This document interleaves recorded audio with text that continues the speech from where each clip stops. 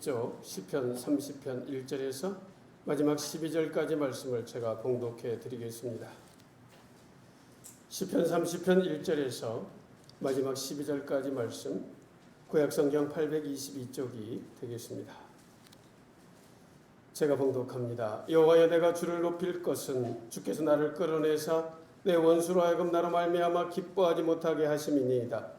여호와 내 하나님이여, 내가 주께 부르짖음에 나를 고치셨나이다. 여호와여, 주께서 내 영혼을 수월에서 끌어내어 나를 살리사 무덤으로 내려가지 아니하게 하셨나이다. 주의 성도들아, 여호와를 찬송하며 그의 거룩함을 기억하며 감사하라. 그의 노염은 잠깐이요 그의 은총은 평생이로다. 저녁에는 울음이 깃들일지라도 아침에는 기쁨이 오리로다.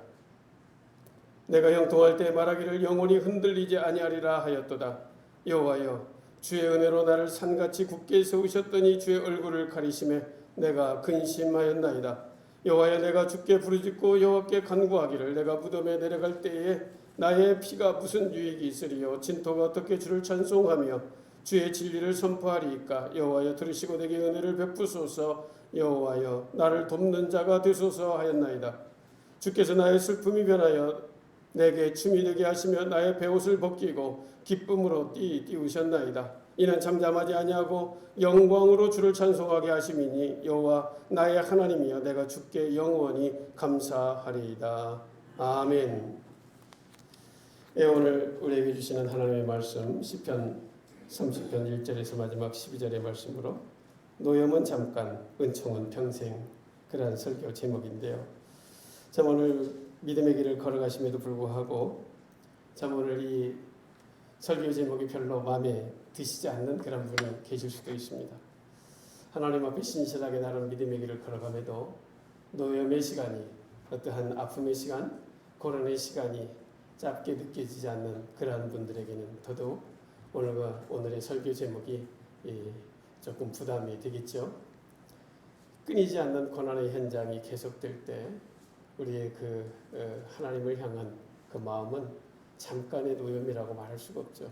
어쩌면 노염이 평생인 것 같은 그러한 생각을 가지고 살아가는 것이 오늘 우리들의 삶의 모습에 참 많은 분들이 그러한 삶을 살고 있는 것 같아 참 안타까운 마음을 유십니다.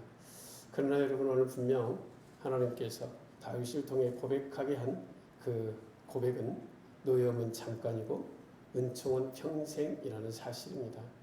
여러분, 우리가 생각해보면 그럴 수는 있을 것입니다. 어떤 분은 평생 태어나서부터 이 세상을 떠날 때까지 어떻게 보면 노염의 현장 같은 그러한 어두움의 현장 속에서 살아가시는 그러한 분도 계실 수가 있습니다. 그런 분에게는 참으로 너무 죄송한 그러한 이야기이긴 하지만 여러분, 우리가 생각해보면 우리의 인생이라고 하는 것이 여러분 얼만큼 될까요? 길게 사시는 분이 한 100년 정도 사십니다. 짧게 사시는 분은 30에도 40에도 50에도 60에도 70에도 이 세상을 떠나는 것이 오늘 우리들의 인생의 시간이긴 한데요. 여러분, 사실 100년과 50년 그렇게 큰 차이가 있는 게 아니라는 사실 여러분 우리는 다 알고 있습니다. 여러분, 우리가 이 땅에서 100년 사는 것이 전부라면 100년은 길고 50년은 짧다라고 말할 수가 있겠죠. 그러나 여러분, 우리가 사는 인생의 시간은 결코 이 땅에서의 100년으로 끝나는 게 아니라는 사실을 여러분 우리가 알고 있잖아요. 또 그것을 믿고 오늘 예배의 자리에 있잖아요. 여러분, 그렇다면 우리가 평생을, 그런 분은 안 계시겠지만 혹시라도 그런 분이 계시다면 내 평생의 시간이 노여움과 같은 어두움과 고난의 시간이다 할지라도 여러분, 그것은 결코 길다고 말할 수가 없습니다. 왜냐하면 영혼에 비해서 우리가 이미 영원한 삶을 시작해서 살아가고 있는 사람이라고 한다면 우리의 그 고난의 시간이라고 하는 건 100년이 되었다 해도 결코 길다 말할 수가 없기 때문입니다. 여러분, 그것은 영혼의 삶에 비하면 일개 점에 불과한 그러한 시간이기 때문에 여러분, 결코 노염이 길다라고 말할 수가 없는 거죠. 물론 인간적 한계의 시간이 있기 때문에 참 안타까운 그러한 분들을 많이 바라보게 됩니다. 목회 현장에서 나름 열심히 수고하고 충성스럽게 사명 감당함에도 자신의 삶의 연약함이 떠나지 않아 그 괴로움으로 인해서 참으로 삶을 포기해야 할 만큼 힘들고 어려운 그런 목사님도 계실 수 있고, 또 신실하게 믿음의 길을 걸어감에도 불구하고 이런저런 아픔의 사건이 가정에 끊이지 않는 그런 아픔의 가정도 있을 수가 있습니다. 여러분, 그러나 우리가 이것이 끝이라면 그 참으로 고난의 평생이라고 할 수가 있겠지만 결코 여러분 우리가 끝이 아니기에 오늘의 설교의 말씀을 여러분 믿음으로 받으실 수 있기를 바랍니다. 때로 고난에 깊어지는 시간 가운데 참 우리는 좌절하고 낙심할 수 있지만 오늘 또 본문을 통해서 하나님 주시는 그 은혜의 말씀 속에 위로받으시고 여러분 믿음으로 승리하시는 그러한 시간이 되었으면 좋겠습니다. 여러분 시편 30편은 다윗의 시 그렇게 기록되어 있는데요. 여러분 그런데 다윗의 시 옆에 또 하나의 소제목이 제목이 기록되어 있습니다. 여러분 뭐라고 기록되어 있습니까? 한번 보십시오. 뭐라고 기록되어 있죠? 성전 낙성가 그렇게 기록되어 있습니다. 성전 낙성가 그러니까 성전을 짓고 하나님 앞에 찬양하며 예배할 때 부르는 그러한 노래, 찬양, 뭐 그런 기도라고 할 수 있는 그러한 시가 시편 30편이다 그런 이야기겠죠. 그런데 여러분 오늘 우리에게는 의문이 생깁니다. 그렇죠? 다윗은 성전을 지은 적이 없습니다. 물론 성전을 너무너무 짓고 싶어 했죠. 그래서 성전을 지을 재료를 준비하기는 했지만 성전을 짓지 못한 것이 다윗의 삶이에요. 그런데 어떻게 다윗이 지은 시가 성전 낙성가로 될 수가 있겠습니까?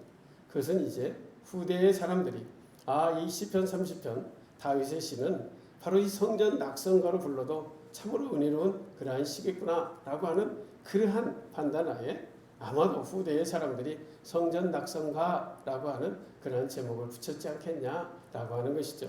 그렇습니다.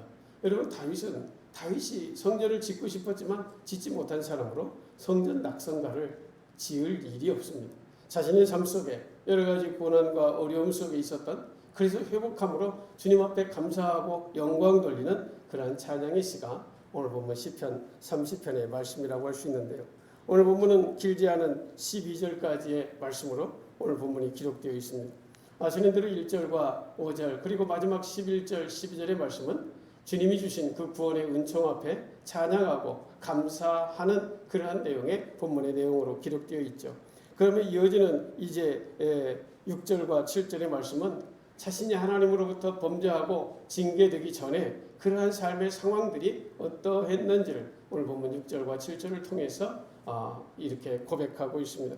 그리고 이제 8절과 10절까지의 말씀을 보면 바로 그 징계의 시간, 그 노여움의 시간 가운데에서 하나님 앞에 그 고통을 부르짖고 하나님의 용서를 구하는 회개의 기도를 드리는 그러한 내용의 기도의 내용이 바로 8절에서 10절까지의 그런 본문의 내용이라고 할 수가 있는 것이죠.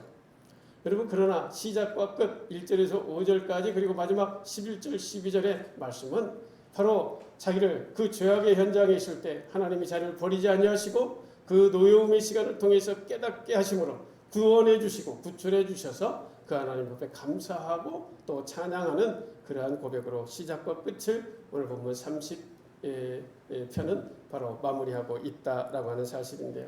오늘 본문 1절은 이렇게 시작하고 있습니다. 여호와여 내가 주를 높일 것은 주께서 나를 끌어내사 내 원수로 하여금 나로 말미암아 기뻐하지 못하게 하심이니이다 라고 그렇게 고백하고 있죠. 내가 주를 높인다. 내가 주님을 찬양한다. 주님을 예배한다. 그 예배할 이유가 있는데 그것은 나를 끌어내 주셨다라고 하는 거예요. 어디에서? 죄악의 구렁텅이에서 나를 끌어내 주셨다라고 하는 것입니다. 여러분 이 끌어내다 하는 이 단어가 굉장히 중요한 단어입니다. 여러분 끌어냈다 하니까 여러분 어느 정도로 생각하실까요? 이런 그냥 구덩이에 빠진 그러한 구덩이 거기에서 끌어내 줬다 하는 그러한 정도의 표현이 아니에요. 여러분 이 끌어냈다 하는 이 단어는 히브리어로 달라라고 하는 그런 단어를 사용하는데요. 달라는요 구원해 달라 할 때 그 달라는 그런 달라 뭐 좀 이상한 이야기는 하지만 여러분 기억할 때 도움이 되겠죠. 바로 그러한 나로서는 구원할 방법이 없어서 누구로부터 구원받는 과정, 누구로부터 도움을 받아서 구출되는 과정, 바로 그것을 달라라고 하는 그 단어를 통해서 사용되고 있다라고 하는 거예요. 그러니까 여러분 한 몇 메다의 구덩이에 빠져가지고 뭔가 노력해서 또 누가 조금 도우면 나올 수 있는 그런 구덩이에 빠진 것이 아니라 저 10m, 20m, 100m, 200m 되는 그래서 도무지 내 힘으로는 어떠한 수단과 방법을 써도 나갈 수 없는 그래서 거기서 100% 죽을 수밖에 없는 그러한 상황 속에 있었는데 거기에서 바로 하나님의 손길을 통하여 구출받은 그러한 끌어내었다 달라라고 하는 그러한 내용이었다라고 할 수가 있는 것입니다. 여러분, 그러니 감사하지 않을 수가 있겠습니까? 내가 좀 노력하고 내가 좀 애쓰면 그 구렁텅이에서 나오는데 누군가 이렇게 그냥 이렇게 아유 그거 힘드시겠네 내가 손 좀 잡아줄게 빨리 나와요 하고 그렇게 나왔다면 그 감사가 뭐 얼마나 클 수 있겠어요. 그건 뭐 감사하긴 하지만 그저 고맙습니다 아유 감사합니다 그런 정도로 끝날 일이지만 저 100m 200m 수렁에 빠져가지고 도저히 자신의 힘으로는 나올 수 없고 힘은 다 빠지고 죽어가는 그런 상황 가운데 있었는데 누군가가 그 속에 나를 구출해내서 나를 살려주었다라고 하면 그 감격과 감동은 이루 말할 수 없는 것이죠. 똑같은 구출에 끌어낸 것이지만 그러한 과정 속에 끌어냈다는 거예요. 누가 그냥 좀 도와준 게 아니라 나는 도저히 나올 수 없고 죽을 수밖에 없는 그런 상황이었는데 거기에서 나를 끌어내 주셨다라고 합니다.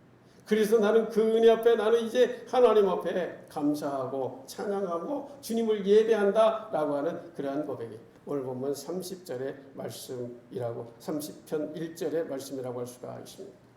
여러분 그런 사람은 어떠한 삶을 살까요? 바로 죄를 지은 결과로 구덩이에 빠진 거예요. 그래서 이제 죽을 수밖에 없는 그런 상황이 되었던 거죠. 그렇죠? 여러분 오늘 저와 여러분이 그러한 사람이 아니었습니까? 그렇잖아요. 우리의 죄의 결과로 여러분 우리는 죽음의 저 구렁텅이 지옥에 빠져 살아가다가 그 속에서 죽어야 되는 그러한 사람이 저와 여러분이 아니었습니까? 내 힘으로는 도저히 내 공로로는 내 업적으로는 도저히 구원받을 수 없었던 저와 여러분이 아니었습니까? 그런 저와 여러분을 하나님께서 독생자 예수님을 이 땅에 보내심으로 저와 여러분을 구원해 주셨습니다. 도저히 다른 방법은 구원할 방법이었기에 하나님께서 육신을 입으시고 이 땅에 내려오셔서 본인이 십자가에 못 박혀 죽으심으로 내 죄를 대신에 용서해 주시고 우리를 구원해 내 주셨다라고 하는 사실입니다. 여러분 이 사실을 모르고 이 아침 예배하는 자는 아무도 안 계실 거예요. 그렇죠? 다 알고 계십니다. 그런데 여러분 그 구원의 은혜가 정말로 여러분 정말로 그 구원의 은혜 앞에 감사하고 있느냐라고 하는 것은 오늘 우리 모두의 질문일 것입니다. 여러분 그렇다면 정말로 여러분이 그 구원의 앞에 감사하고 있다면 여러분 오늘 우리는 주님 앞에 감사하고 찬양하고 예배할 이유가 분명한 거예요. 그런 여러분 그러한 사람이라면 예배에 여러분 집중하지 않을 수가 없어요. 예배의 자리를 사모하지 않을 수가 없어요. 왜? 그분이 기뻐하시는 그분에게 감사로 나아가는 그러한 예배의 현장이 어찌 습관이고 어찌 책임이고 어찌 의무로 예배의 자리에 나올 수가 있겠어요. 하나님 앞에 그 은혜 앞에 감사해서 평생토록 주님이 그 기뻐하시는 예배의 자리에 나와서 주님을 예배하는 것 그것이 마땅한 우리들의 삶의 모습인 거죠. 정말 나는 죽을 수밖에 없었던 그 자리 나로서는 결코 그 죽음의 자리에서 벗어날 수 없었던 그래서 죽어가는 나를 하나님께서 그 은혜로 그 십자가의 사랑으로 우리를 구원해 주셨다. 그 사실이 우리에게 경험되어진다면 여러분 그분이 인간이라면 여러분 우리는 어떻게 하겠습니까? 그분을 업고 다니는 것도 부족하지 않겠습니까?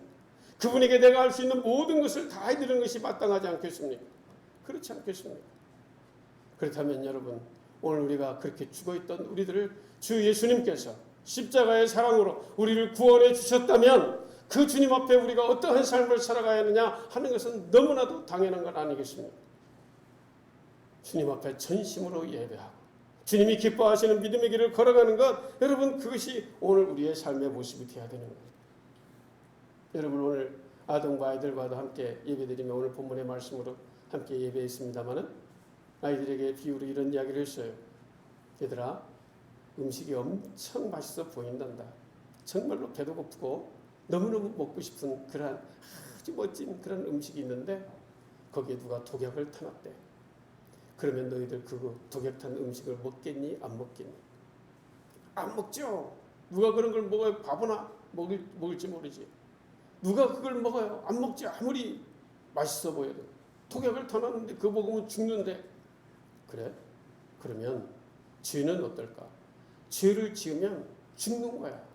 그 죄의 구렁텅이에 빠져서 이제 죄의 결과는 사망이라 말씀하셨으니 죄는 죽는 거야. 죄를 지으면 죽는다 주님이 말씀하셨으니 죽는 거 아니겠니? 그러면 죄를 어떻게 해야 될까? 죄를 짓지 말아야죠. 말이 잘 안 돼요. 애들이. 예? 여러분 똑같은 이야기입니다. 여러분, 우리는 독국물 탄 음식을 아무리 화려해 보이고 맛있어 보이고 배가 고파도 죽어도 안 먹어요. 왜? 그거 먹으면 죽으니까. 그런데 여러분, 죄의 결과는 사망입니다. 죽음입니다. 지옥입니다. 그런데 여러분, 죄를 그런 마음으로 안 짓습니까? 아니면 적당히 그냥 이렇게 보다가 그냥 적당히 타협하며 짓고 살아갑니까? 어디입니까? 여러분, 우리는 이 후자의 경우가 굉장히 많이 있습니다. 죄를 지으면 분명히 죽는데 그 죽는다는 사실을 잃어버리는 거예요. 그리고 죄와 적당히 타협하고 슬쩍슬쩍 남보지 않을 때 양심불량의 일들을 하죠. 그리고 적당히 타협하며 죄를 짓고 살아간다라고 하는 것입니다. 여러분, 오늘 우리는 정말로 그런 삶을 우리가 계속해서 살아간다면 우리는 나의 믿음을 의심해 봐야 돼요. 정말로 내가 죽을 수밖에 없는 죄인이었나? 내가 정말로 죄악으로 죽을 수밖에 없는 지옥에 떨어지는 그러한 죄인이었는데 주님의 그 십자가의 사랑으로 나를 구원해 주셨는가? 그 믿음을 내가 확실히 믿고 있는가? 라고 하는 사실을 여러분, 우리는 확인해 봐야 돼요. 내 믿음을. 그 믿음이 확실하지 않으면 언제나 죄와 타협하는 거예요. 언제든지 죄와 타협하고 그 죄의 유혹을 받는 거예요. 여러분, 우리가 그런 믿음이 확실하면요, 음식물에다가 독약을 타는 걸 먹는 그러한 사람이 세상에 어디 있겠습니까? 어느 누구도 그런 음식은 먹지 않습니다. 안다면, 모른다면 먹을 수 있을까? 여러분, 우리가 죄의 결과는 죽음이다, 지옥이다 라는 사실을 알고 있다면, 거기서 이제 우리가 구원받아서 내 죄를 용서함을 받았다면, 그 사실을 내가 믿는다면, 도저히 내 힘으로는 용서받을 수 없었는데 주님의 그 은혜로 내가 용서함 받고 내가 오늘 이제 예배의 자리에 내가 하나님의 사람으로 살아간다면, 여러분, 우리가 죄와 타협해서 되겠습니까? 죄의 유혹을 받아서 되겠습니까? 우리는 죄하고는 관계없는 삶을 살아가야 정말로 멋진 하나님의 사람인 거예요. 그런데 여러분, 참 우리가 그렇지 못한 것이 오늘 우리들의 모습이다라고 하는 거예요. 그럼 우리는 절망해야 되는가? 하나님은 너무나도 자비로우신 하나님, 너무나도 인자하신 하나님, 그 죄의 구렁텅이에 빠진 오늘 다윗, 오늘 본문 6절을 보면요, 다윗이 죄에 빠졌습니다. 어떤 때 죄에 빠졌는가? 오늘 본문 6절 여러분 다 같이 함께 읽어보실까요? 여러분 6절 한번 같이 읽어보겠습니다. 6절 다 같이 읽겠습니다. 시작. 내가 형통할 때에 말하기를 영원히 흔들리지 아니하리라 하였도다. 형통할 때 말하기를 영원히 흔들리지 아니하리라. 여러분, 혹시 여러분 그런 생각 혹시 하고 계십니까? 지금 다윗이 이런 상황에서 지금 죄를 지은 거예요. 형통할 때 내가 이제는 흔들리지 아니할 거야 라고 하는 거예요. 자신만만해진 거예요. 여러분, 여기에 누가 없습니까? 하나님이 안 계십니다. 하나님을 잊어버렸습니다. 여러분, 지금까지 다윗은 그 인생 전체를 통해서 이런 적이 별로 없어요. 고통 속에, 전쟁 속에 정말로 피 흘리며 하나님의 말씀 앞에 정말로 멋지게 살아보려고 애를 쓰며 살아왔던 사람이에요. 그런데 이제 형통한 거예요. 삶에 문제가 없는 거예요. 전쟁에 나가면 백전백승이요. 그래도 모든 문제에 막힘이 없어요. 그래서 이제 다윗이 생각하게 된 거예요. 형통할 때 말하기를 내가 이제 어떤 경우에도 영원히 흔들리지 않는 그런 사람이 되었다. 그런 거예요. 여러분, 오늘 20편 30편에 이 배경이 되는 어떤 사건을 성사학자들이 연구하고 또 목사님들이 설교하면서 과연 어떤 배경에서 다윗이 이러한 고백에 이러한 찬양의 시를 기록했을까라고 생각해 보니 사무엘하 24장의 말씀이 아마도 그 상황과 많이 비슷하다. 그런 이야기를 합니다. 그런데 여러분, 사무엘하 24장에 무슨 내용이 있는가 하면 이제 다윗이 그야말로 형통합니다. 그래가지고 걱정이 없습니다. 그래서 이제 생각해 봅니다. 군대를 한번 군대 군인수를 한번 세워봐라 명령합니다. 그때 신하가 그럽니다. 안 됩니다, 왕이시여. 그거 하나님이 금하신 것입니다. 그런데도 한번 세워봐. 그런 거예요. 왜? 지금 자신이 있으니까. 누가 쳐들어와도 방어할 수 있고 내가 군인을 얼마든지 내가 이제 확장하고 다스릴 수 있겠다는 그런 자신감이 있었겠죠. 그래서 군대 수를 셉니다. 하나님이 그것에 노하셨죠. 그래서 3일간의 재앙을 내리시겠다고 합니다. 전염병으로 인해서 첫날 7만 명이 죽습니다. 그것을 보고 다윗은 이제 하나님 앞에 꼬꾸라집니다. 하나님, 내가 잘못했습니다. 하나님, 차라리 나를 죽여주십시오. 나를 차라리 죽여주십시오. 왜 애매한 백성들을 이제 죽게 하십니까? 전염병으로. 그래서 하나님 앞에 회개의 기도를 드립니다. 그 결과 이제 구원해 주시고 하나님이 그 노여움을 풀어주셨다라고 하는 사실. 사무엘하 24장의 말씀입니다. 여러분, 그것이 배경이었다라고 하는 사실이에요. 오늘도 본문을 보면 이제 바로 그 8절에서 10절까지 하나님 앞에 회개하며 그 기도를 드리는 거죠. 여러분, 그런데 그 죽어가는 백성들을 보며 다윗이 깨달은 거예요. 오늘 본문 2절과 3절은 뭐라고 말합니까? 여호와 내 하나님이여, 내가 주께 부르짖음에 나를 고치셨나이다. 예? 그 병들어 죽어가는, 전염병으로 죽어가는 그 백성들을 바라보며 자기도 죽을 것 같았는데 하나님이 나를 고치셨다라고 고백합니다. 그리고 3절에 여호와여, 주께서 내 영혼을 수월에서 끌어내어 나를 살리사 무덤으로 내려가지 아니하게 하셨나이다. 예, 이제 하나님께서 나의 그 회개의 기도를 들으시고 나를 구원해 내심으로 수월에까지 내려갈 수 있었는데 나를 거기에서 끄집어 올리셨습니다. 달라 하셨습니다. 그렇게 고백하는 것입니다. 그래서 온 성도들아, 여호와를 찬송하며 그의 거룩함을 기억하며 감사하라고 이제 요청하고 있는 것이죠. 여러분, 오늘 우리들의 삶이 어떻습니까? 형통하십니까? 예, 감사하시기 바랍니다. 여러분, 우리는요, 가정도 그렇고 교회도 그렇고 국가도 그렇고 다 마찬가지예요. 개인도 마찬가지고. 여러분, 힘들고 어려울 때는요, 하나님 앞에 신실하게 나아갑니다. 그렇죠? 우리 젊은 시절, 힘들고 어려운 시절 다 있으셨잖아요. 여러분, 그 시절 살아갈 때 얼마나 열심히 예배하고 얼마나 열심히 주님 앞에 기도하고 얼마나 하나님의 은혜를 사모하고 살아갔습니까? 그렇지 않습니까? 다 우리 그런 간증이 있습니다. 그런데 여러분, 오늘 우리는 어떻습니까? 형통합니다. 그때에 비해서 만배나 잘 삽니다. 그때에 비해서 문제가 없습니다. 그렇습니다. 그러다 보니까 어떻습니까? 형식화되어가고 다 이제 습관적으로 그저 의무로 책임감으로 예배의 자리에 혹시 나오고 계시지는 않으십니까? 그렇다면 여러분, 지금 심각한 문제에 빠져 있습니다. 곧 망하게 될 것이기 때문에 그렇습니다. 곧 이제 저 구렁텅이에서 죽어가게 될 것이기 때문에 그렇습니다. 여러분, 형통할 때 우리는 더 정신 차려야 됩니다.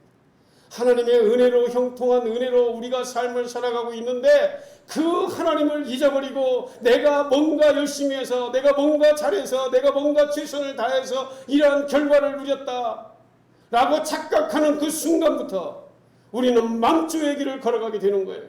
망하는 길을 선택해 걸어가게 되는 거예요. 여러분, 그것은 너무나도 당연합니다.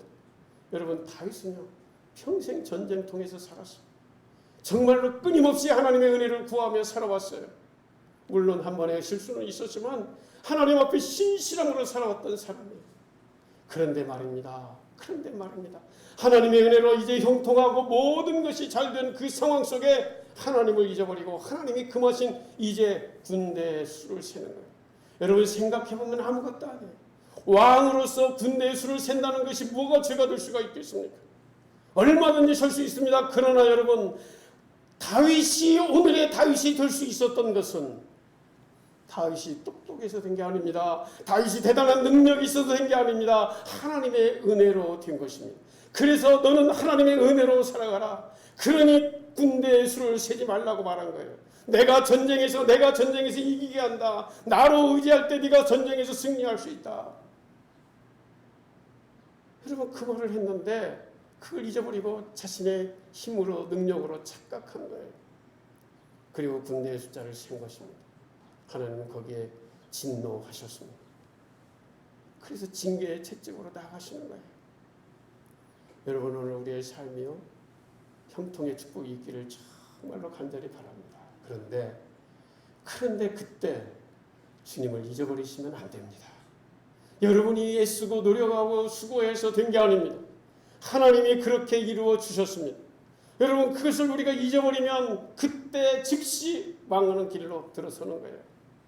여러분 결코 그것을 잊어버리면 안 돼요. 내가 이제 좀 먹고 살게 되었으니 대충대충 하려고 하면 안 됩니다. 더 열심히 하셔야 됩니다.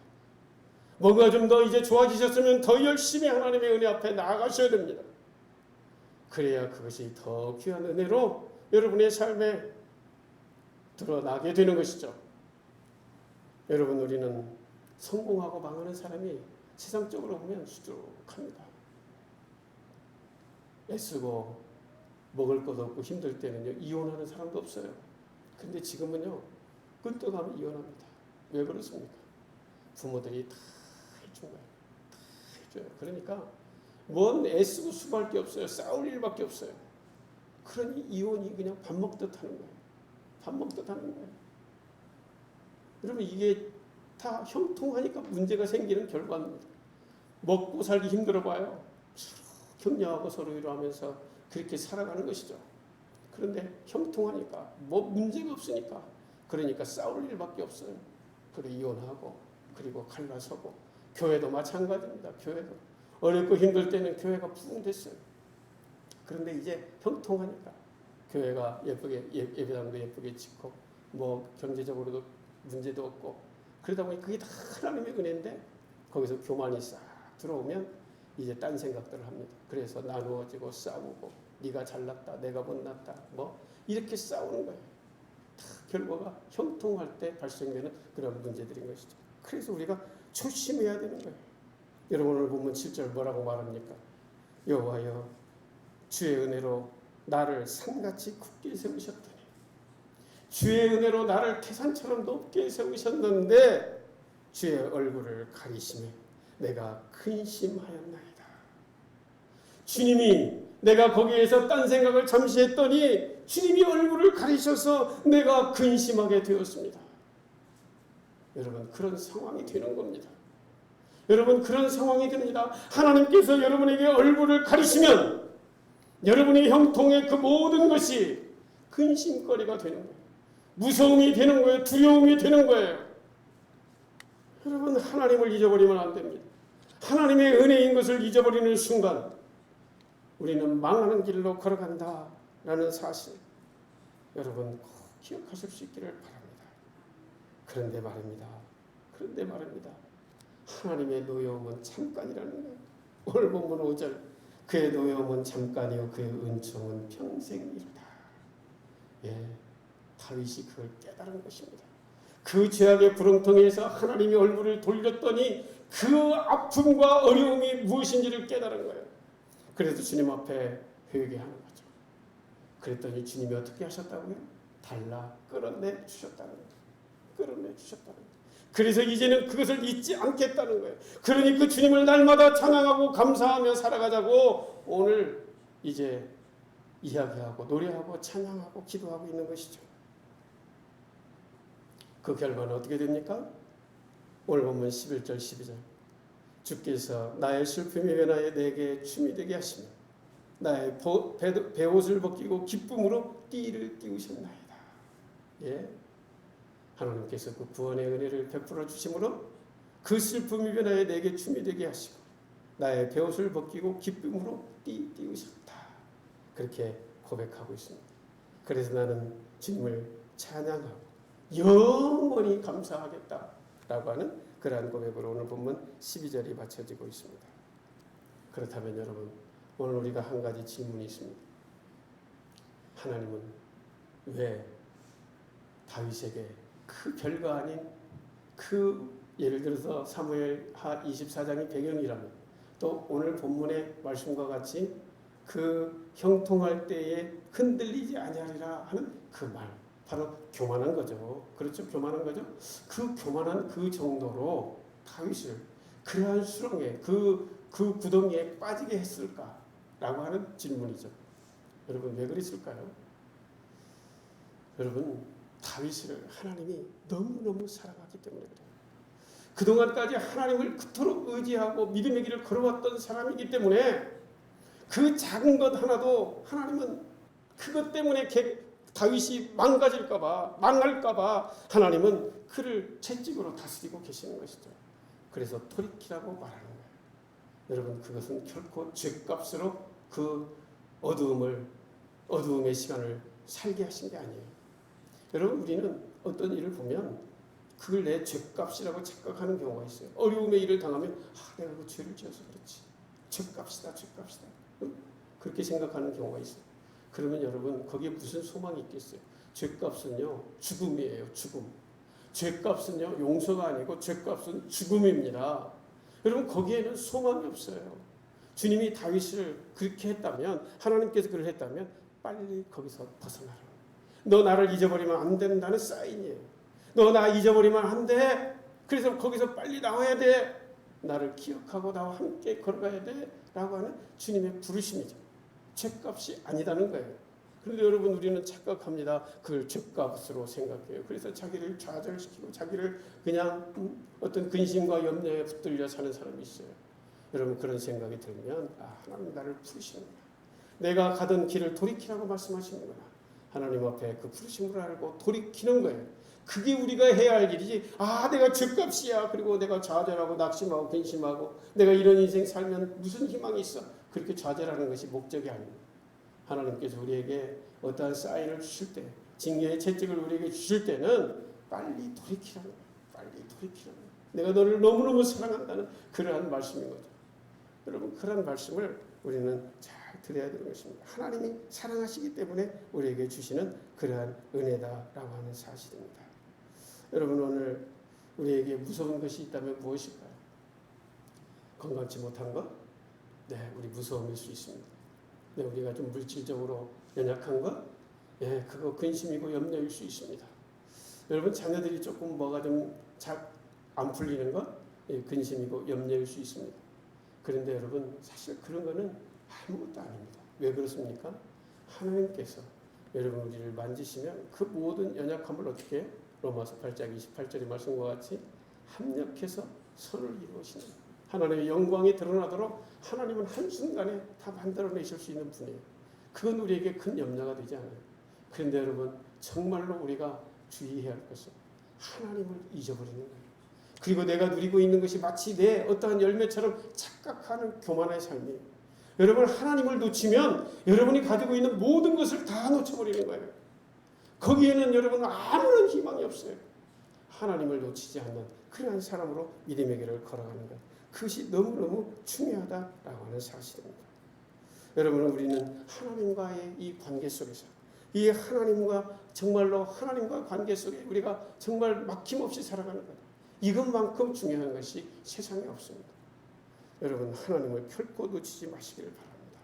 하나님이 언제 부르신다 해도 하나님 앞에 부끄럽지 않는 하나님의 사람으로 살아가는 것, 그것이 진정한 복된 인생길을 걸어가는 그러한 사람의 삶의 모습이다라고 할 수가 있습니다. 여러분, 오늘 우리는 그러한 은혜로 살아가는 저와 여러분인 줄로 믿습니다. 여러분, 혹시 잘못된 걸음을 걸어가신 그러한 분들이 계시다면 오늘 결단하시기를 바랍니다. 그래서 주님께로 다시금 향해서 주님 앞에 걸어가실 수 있기를 바랍니다. 어떤 분은 그런 분도 계셔요. 나는 하나님 기뻐하시는 일 별로 한 것도 없고 그냥 대충 살아갔는데 하나님 나에게 사인 또 안 주시고 그런데 참 다행인 것 같아. 그런 분이 또 혹시 계시다면요, 여러분, 그분은 정말로 기도하셔야 될 분이에요. 왜 그러냐면 하나님이 버리셨기 때문이 그런 거예요. 버리시지 않는 하나님이심에도 불구하고 버리실 수 있습니다. 여러분, 하나님이 여러분에게 어떤 사인을 안 주신다면 하나님이 여러분에게 관심이 없다는 이야기예요. 관심이 없다는 이야기는 난 너하고 관계가 끊어졌다, 그 이야기죠. 여러분, 다행이라고 생각하면 큰일입니다. 여러분, 그것은 정말로 기도해야 할 사항이에요. 정말로 하나님 앞에 간절함으로 기도해야 할 사항이에요. 내가 하나님 기뻐하지도 않고 내가 하나님 정말로 싫어하는 일들만, 죄악된 삶만 그러한 적당히 세상과 타협하며 살아감에도 불구하고 나에게 아무런 일이 없다. 그러면 정말로 위기의 사람이에요. 그분은. 여러분, 그것은 여러분이 속히 돌이켜야 될 거예요. 하나님 앞에 어떻게 보면 금식하고 정말로 철회를 하면서라도 하나님 나 버리지 마십시오. 하나님 나를 정말로 붙들어 주십시오. 라고 하나님 앞에 간절함으로 기도하는 기도의 사람이 되어야 되는 거예요. 그걸 다행이라고 생각한다면 큰 착각입니다. 큰 착각이에요. 이미 저 어둠의 시간으로 여러분이 걸어가고 있다라고도 봐도 과언이 아닙니다. 여러분, 우리는 영적으로 예민하셔야 돼요. 하나님 앞에 예민하셔야 돼요. 하나님 무슨 사인이지? 그리고 생각하고 빨리빨리 돌이키는 거예요. 회개하는 거예요. 그리고 주님 앞에 나아가 주님의 은혜를 사모하고 나아갈 때 은총이 평생 되는 그런 삶을 살아갈 수 있습니다. 하나님은요, 노여움을 길게 품으려고 하시는 분이 절대 아니십니다. 우리를 돌이키기 위해서 하나님은 순간순간 노여움과 같은 채찍을 우리에게 들이대실 때도 있습니다.